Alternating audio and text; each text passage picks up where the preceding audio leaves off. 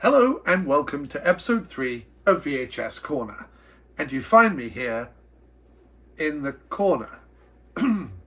Anyway, we went over to the shelves and pulled at its cardboard sleeve from a large quivering mound of 90s straight-to-video movies. It's the Robert Patrick and Joanna Pacula starring Last Gasp from filmmaker Scott McGinnis, whose only other feature of note was 1994's Caroline at Midnight, starring Mia Sara from Ferris Bueller's Day Off.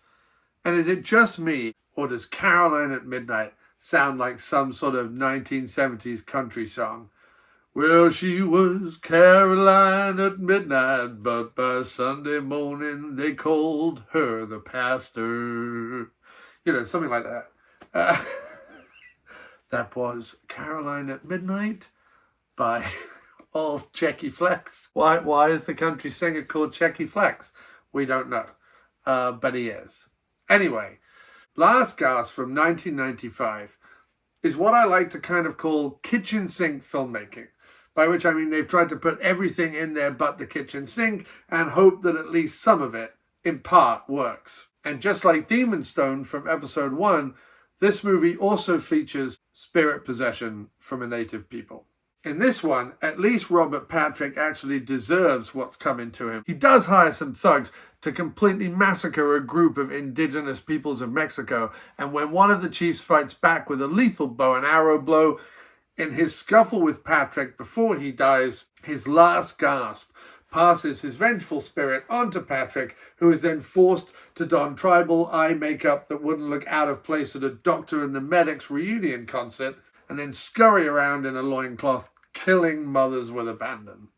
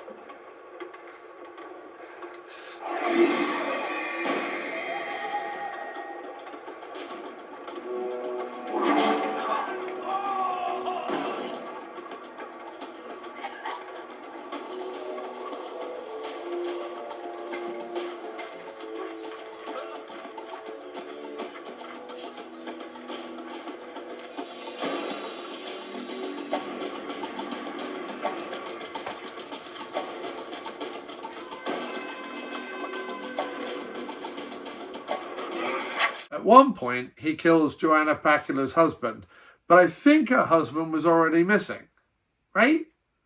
Like, he was already missing. Like, she was at the beginning of the movie, and she hired the detective and everything, because he was already missing. And then Robert Patrick killed him. And I remember thinking in the movie, wait, why is he killing her missing husband? Is her husband missing because he was snooping on Robert Patrick or something? But it was never explained. It was never explained at any point.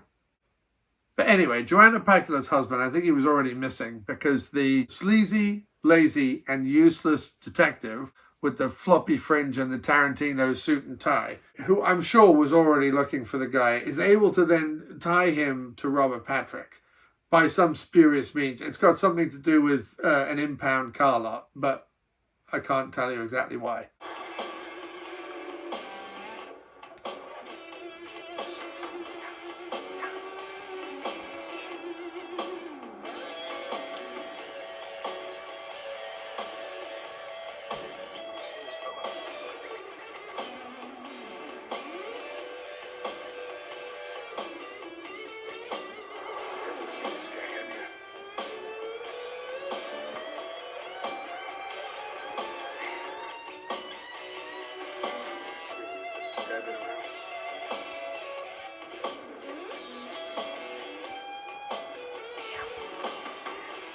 Because while the movie desperately tries to be a possession flick, a slasher film, a tired, useless gumshoe picture, a smidgen of a giallo, and a healthy dose of erotic thriller, sometimes all at once, the biggest problem with it is while a lot of it is ridiculous fun, you can't always remember exactly how or even if the script has joined any of the dots that it hastily scribbled on a napkin in Prague. You'd have to be in Prague, I think, to write a movie like Last Gasp. I think Prague would be probably... Come to Prague, write Robert Patrick is possessed by a native person, runs around in a loincloth, erotic thriller slasher movie. Yes, come to Prague. That should be Prague's motto. Saying that, McGuinness and gang do manage to pull off a film that looks pretty decent, actually. Has a strong base to build everything on in the great Robert Patrick, and which, in parts, is a lot of silly fun, even if the sum of those parts don't quite add up to a satisfying whole. This is definitely not one of my neighborhoods, Norm. 721 Alamo Street. It's gotta be here. Well, maybe it's in the executive washroom. Here we go. Hello. Oh. Hi. Can I help you? Looking for Ray Tattinger? You owe your money? Not exactly. I thought you gave him $500. I didn't give it to him. It was the retainer. Well, congratulations, lady. You were the latest and the greatest contributor to the Ray Tattinger Early Retirement Fund. Are you saying he moved? I'm saying he split. Took off about a week ago, never came back. Don't expect he will, neither. Tell you what, Salvation Army's coming in. Why don't you take what you want? You know, cut your losses. $500. Wow. I would say, though, that this too is a keeper, and actually I may even upgrade to the Vinegar Syndrome Blu-ray in their next sale. I am also reliably informed by Internet that the movie is also on Tubi, should you wish to watch it. And I would give it 3 out of 5. Would recommend. It's nonsense, but it's got a bit of something for everybody, I would say.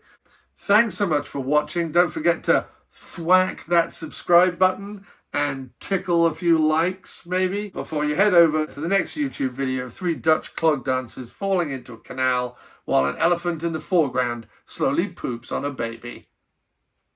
Tell your friends. Goodbye. It's the idea of the slow pooping on the baby. That's what's really funny. It's because that one adjective, slow pooping, it conjures up. I know exactly the picture you've got in your mind now because of the adjective slow before the word pooping. Ah, wonderful.